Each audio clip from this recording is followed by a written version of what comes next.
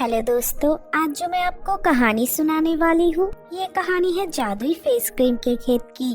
तो चलिए दोस्तों, देखते हैं आज की कहानी। ताकीगढ़ नाम के एक गांव में प्रमीला नाम की एक लड़की रहती थी। प्रमीला अपने माँ के साथ एक छोटे से झोपड़ी में रहती थी।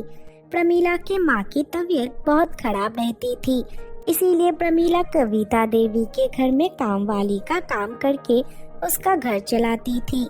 प्रमीला बहुत ही सीधी और अच्छी लड़की थी, लेकिन वो दिखने में बिल्कुल सुंदर नहीं थी और वो पैसे के कमी के वजह से अपना ध्यान बिल्कुल नहीं रख पाती थी। प्रमीला के मालकिन कविता देवी प्रमीला को बहुत प्यार करते थे और हमेशा उसको मदद किया करते थे। ऐसे ही एक दिन प्रमीला कविता देवी के घर गई काम करने के लिए। कल मैं बाजार गई थी तो मुझे ये फ्रॉक बहुत पसंद आया, इसलिए मैं तेरे लिए ये फ्रॉक लेके आई हूँ। तू ये घर लेके जाना और कल से ये पहनना। तेरे कपड़े बहुत पुराने हो गए। मैडम, इसकी क्या जरूरत थी? ठीक है, मैं कल से यही फ्रॉक पहनूंगी। कविता देवी से फ्रॉक मिलने के बाद प्रमीला बहुत खुश हो गई और मुस्कुराने लगी। कविता देवी और प्रमीला बात ही कर रहे थे, तब वहाँ पे कविता देवी की बेटी कृतिका आ गई। कृतिका बहुत ही घमंडी लड़की थी, उसे अपने रूप का बहुत घमंड था। कविता देवी प्रमीला की इतनी ख्याल रखती थी, ये देख के वो बहुत जलती थी। वहाँ आके उसने प्रमीला के हाथ में वो फ्रॉक देखा और उसको बोली, माँ, आपने इस करमजली को कुछ ज्यादा ही सर पे चढ़ा रखा है। करमजली को करमजली की तरह ही रखना चाहिए। कल मेरे सहेलियाँ मेरे घर आएंगे।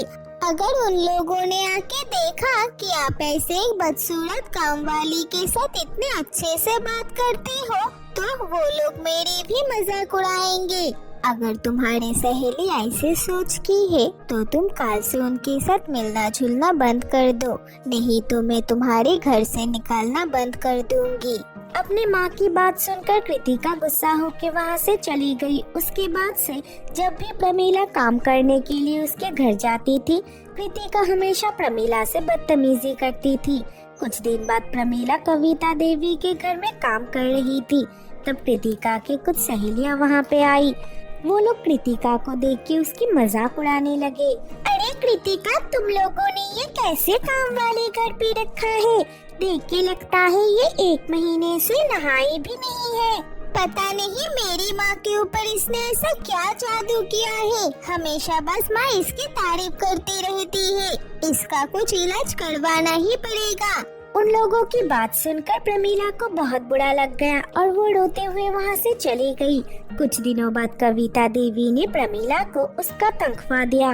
प्रमीला अपने तनख्वाह के पैसे लेके घर वापस आ रही थी और वो मन ही मन सोच रही थी, आज मुझे मैडम ने 200 रुपए ज्यादा दिया है। इस पैसे से मैं अपने लिए एक फेस क्रीम खरीदूंगी, फिर कृतिका मैडम को मेरी वजह से शर्म नहीं आएगी। ये सोचते हुए वो वहाँ से जा रही थी, तब उसे एक बूढ़ी औरत भीख मांगते हुए दिखाई दिया। बेटी, मेरी मदद करो, मैंने 3 दिनों से कुछ नहीं खाया। ये दादी कितनी कष्ट में है, मेरे फेस क्रीम से ज्यादा जरूरी है इनके लिए खाना खाना। मैं एक काम करती हूँ, वो 200 रुपए इनको दे देती हूँ।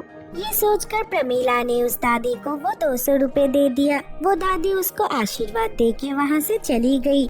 उसके बाद से जब भी वहाँ से जाती थी, अपने खाने के पैसों से कुछ बचा के उस दादी के लिए कुछ ना कुछ लेके जाती थी। एक दिन ऐसे ही वो उस दादी को 2 रोटी दिया, तब अचानक से वो बूढ़ी औरत ने अपना रूप बदल लिया और वो एक परी बन गई।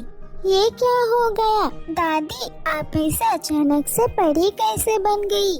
मैं दादी नहीं, मैं खुशी परी हूँ। बहुत दिनों से मैं देख रही हूँ तुम इस बूढ़ी औरत की मदद करती हो, इसीलिए आज मैंने उनकी रूप लेके यहाँ पे बैठ के तुम्हारी परीक्षा ले रही थी। लेकिन तुम सच्ची में साफ दिल से उनकी मदद करती हो। ये तो इंसान का कर्तव्य है, लेकिन बहुत कम लोग तुम्हारे जैसे होते हैं, इसीलिए मैं तुम्हें इनाम देना चाहती हूँ। बोलो तुम्हें क्या चाहिए। परी, मुझे कुछ नहीं चाहिए, मैं बस चाहती हूँ मेरी छोटी मालकिन मेरी वजह से शर्मिंदा ना हो और मैं उनकी तरह दिखने में सुंदर हो जाऊँ। बेटी, अगर कोई तुम्हारे कोई कर्मों की वजह से शर्मिंदा होता है फिर गलती तुम्हारी है, लेकिन अगर कोई तुम्हारे रूप की वजह से दूसरों के सामने शर्मिंदा होते हैं ये उनकी छोटी सोच है। लेकिन जब तुम मुझसे यही चाहते हो तो मैं तुम्हारी मदद करूंगी। ये कहकर परी ने अपना जादुई छड़ी घुमाया और बोली, कल सुबह जब तुम अपने घर के पीछे जाओगी तब देखना तुम चौंक जाओगी। क्यों, ऐसा क्या होगा वहाँ पे परी? किसी भी अच्छी चीज के लिए इंतजार करना पड़ता है, कल सुबह तक तुम इंतजार करो। ये कहकर परी वहाँ से चली गई। अगले दिन सुबह जब वो अपने घर के पीछे गई उसने देखा उसके घर के पीछे जो छोटा सा जगह था उस जमीन में बहुत सारा फेस क्रीम उग गया है। ये देख के प्रमीला हैरान हो गई और खुशी से नाचने लगी। उसके बाद प्रमीला ने उस जादुई फेस क्रीम के खेत से जैसे ही एक फेस क्रीम लेके अपने चेहरे पे लगाया वो दिखने में बहुत ही सुंदर हो गई। पूरे गांव में उसकी सुंदरता के चर्चे होने लगे। कुछ दिनों बाद वो उस जादुई फेस क्रीम के खेत से फेस क्रीम ले जाके बाजार में बेचने लगी और वो बहुत अमीर हो गई। प्रमीला की ऐसी तरक्की देख के कृतिका उससे बहुत जलने लगी। ये प्रमीला की बच्ची इतनी जल्दी अमीर कैसे हो गई? मुझे पता लगाना ही पड़ेगा। तब कृतिका और उसके सहेलियां प्रमीला के घर माफी मांगने के बहाने आई और देखा वहाँ उसके घर के पीछे एक खेत में बहुत सारा फेस क्रीम उगा है।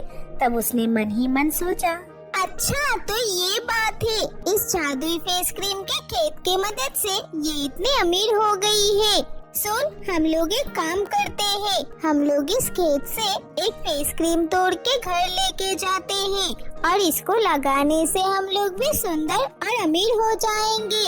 ये कहकर कृतिका और उसके सहेलियां उस खेत से एक फेस क्रीम लेके घर चले जाते हैं। घर जाके जैसे ही वो फेस क्रीम अपने चेहरे पे लगाती है उनके चेहरे धब्बों से भर जाता है।